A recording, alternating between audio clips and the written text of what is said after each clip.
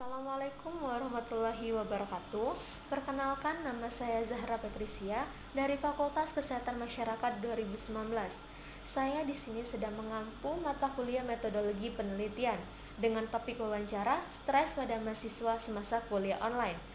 Sekarang saya sedang bersama informan kunci ahli, yaitu Kak Indah Skarsari SPSI, tamatan jurusan Psikologi FK Unsri, dengan tahun masuk 2014 dengan tahun kelulusan 2018. Sekarang beliau sedang kerja di suatu rumah sakit di Prabu Muli, yaitu Rumah Sakit Pertamina Prabu Muli di bagian SDM. Ya, kepada Kak Indah, sebelumnya saya izin untuk merekam suara dan merekam video bersama Kakak dalam mengampu mata kuliah metodologi penelitian ini, Kak. Ya. Di sini saya menjadikan Kakak informan kunci ahli berhubung dengan topik wawancara saya stres pada mahasiswa semasa kuliah online dengan informan kunci saya sendiri, yaitu mahasiswa pada mahasiswa baru, mahasiswa tingkat tengah, dan mahasiswa tingkat akhir. Tapi di sini saya lebih fokus kepada mahasiswa tingkat akhir karena topik pembahasannya stres pada mahasiswa semasa kuliah online. Berhubung mahasiswa tingkat akhir lebih mengalami stres yang berlebihan karena sedang mengerjakan skripsi. Sebelumnya, saya setelah mewawancarai mahasiswa, yaitu mahasiswa baru, mahasiswa tingkat tengah, dan mahasiswa tingkat akhir.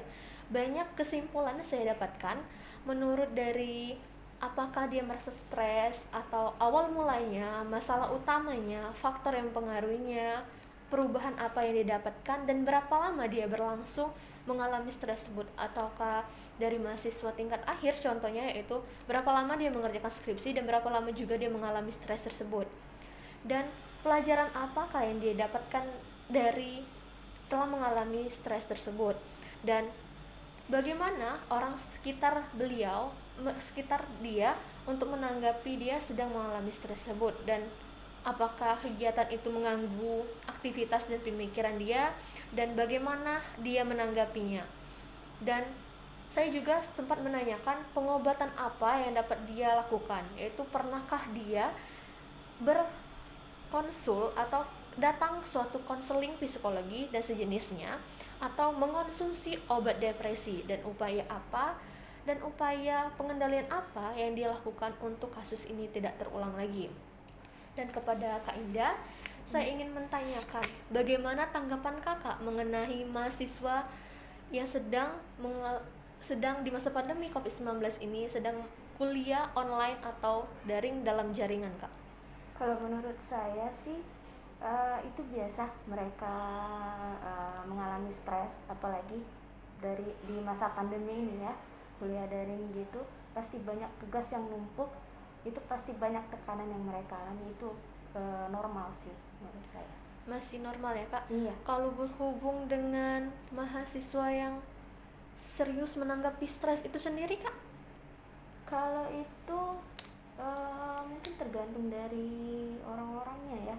Kalau mereka serius menanggapi stres itu bisa berkelanjutan sih. Nanti bisa lebih mengkhawatirkan kalau berkepanjangan begitu. Perubahan lebih ke negatif ya, Kak? Iya, lebih ke negatif. Berhubung dampak dari stres itu dari mahasiswa, apa sih dampak yang lebih serius untuk mahasiswa mengalami stres yang berkelanjutan?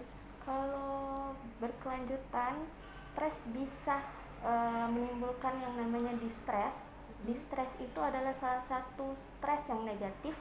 Nah, dari situ jika berkepanjangan, itu akan menimbulkan yang namanya distres emosional seperti kecemasan, bahkan juga depresi. Sampai ke depresi ya, Kak? Iya.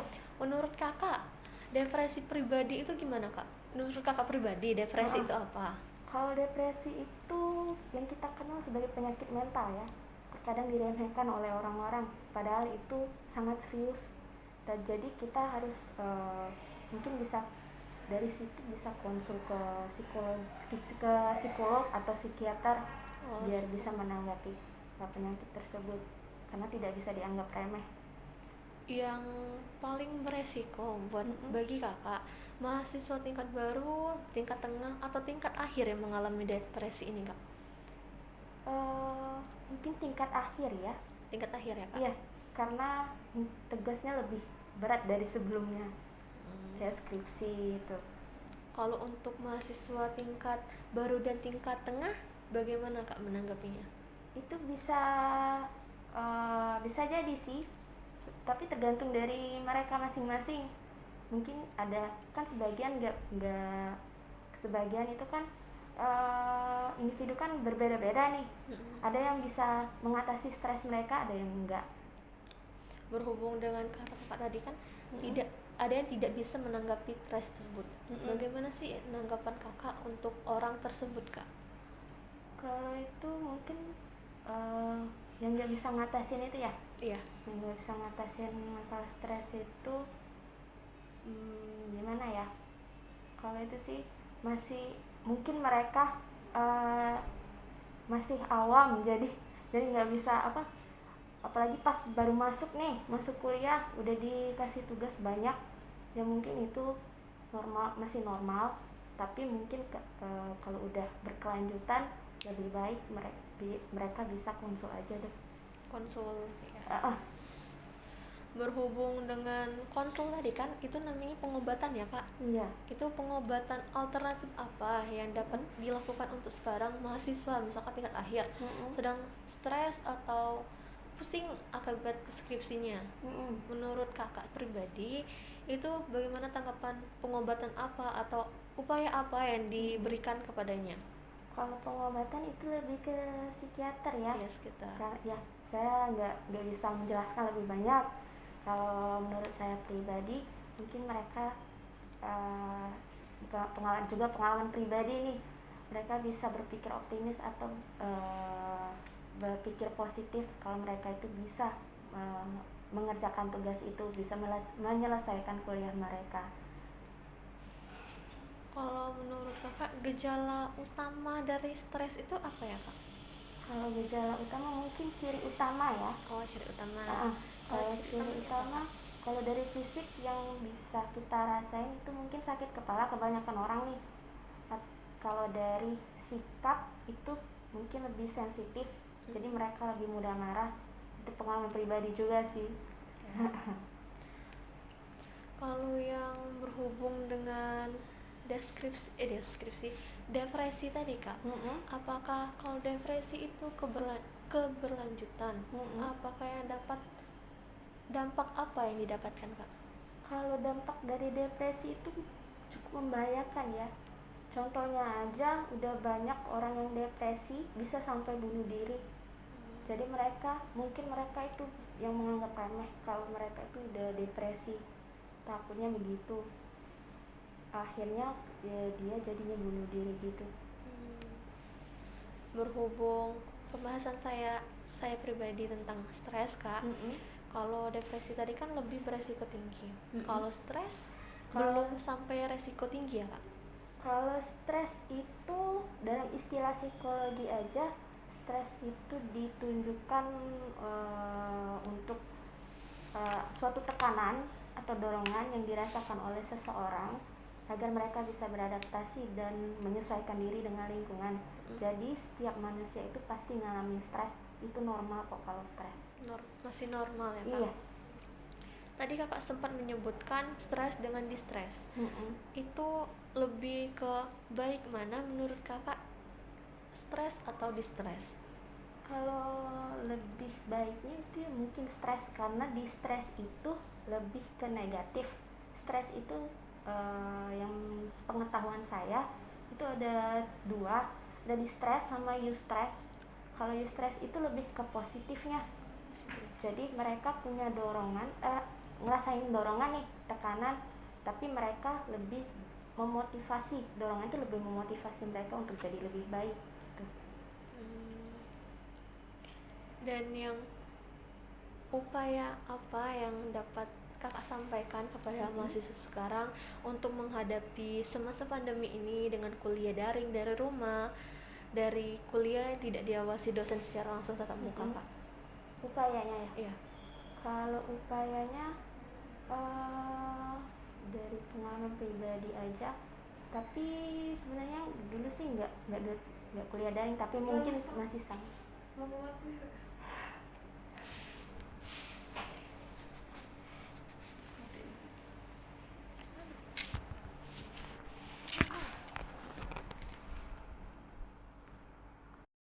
Upaya apa yang dapat kakak sampaikan kepada mahasiswa sekarang yang sedang masa pandemi ini masih kuliah daring dari rumah kak, masih belum dipantau karena dosen secara langsung atau kuliah tatap muka?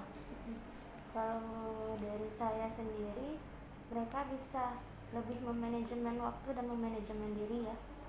Jadi mereka nggak walaupun tugas yang diberikan banyak itu, jadi nggak numpuk-numpuk, dan itu bisa jadi tekanan mereka.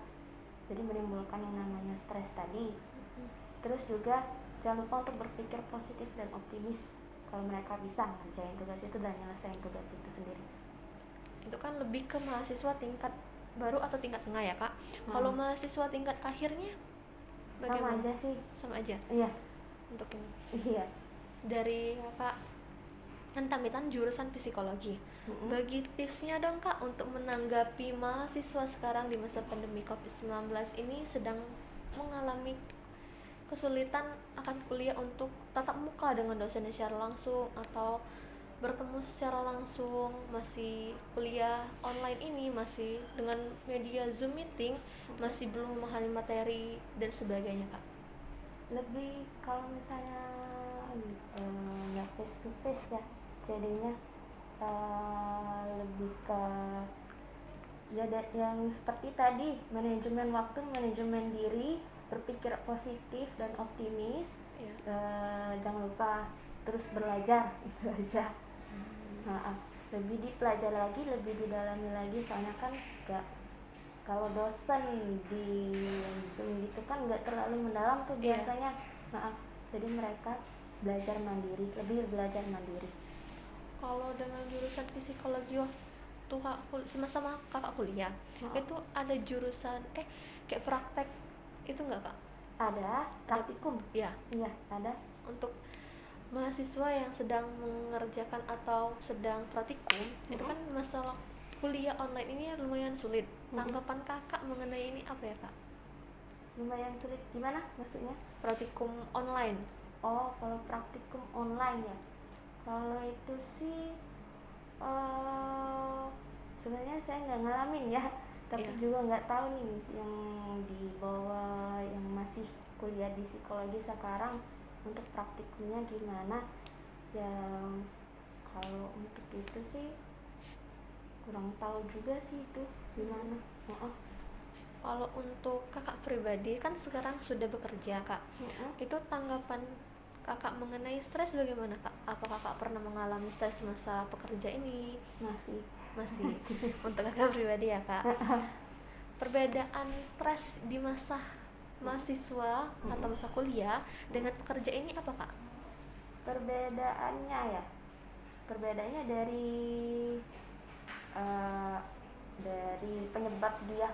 penyebab tekanan itu sih, dari penyebab itu sendiri. Kalau dari kuliah kan mungkin dari tugas-tugas yang diberiin dosen. Kalau di pekerja ini mungkin lebih ke pekerjaan ya, penyebab dari stres itu. Dan bagi tips kakak sebagai pekerja untuk menghindari stres ini dalam pekerjaan kak?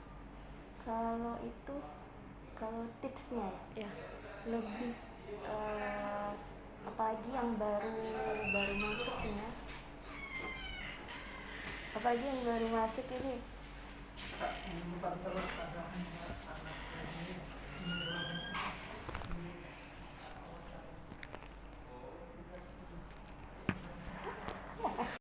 sebagai seorang pekerja, bagi tipsnya kak untuk mengatasi tips dalam menghindari stres saat bekerja.